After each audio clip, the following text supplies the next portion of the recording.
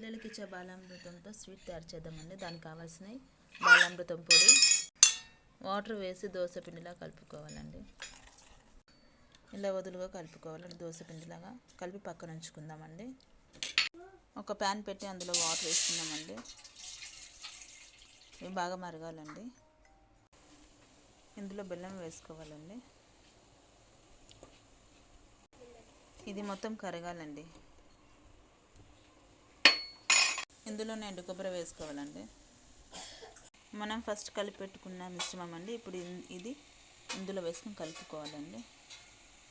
వేసుకుంటూ కలుపుకోవాలండి. ఒక 5-10 మినిట్స్ కలుపుతూ ఉండాలండి.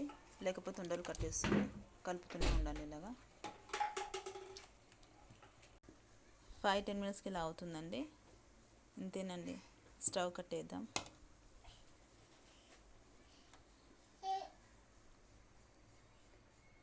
కాసేపు అయ్యాక చల్లబడ్డాక ఇంకా చిక్కబడుతుందండి.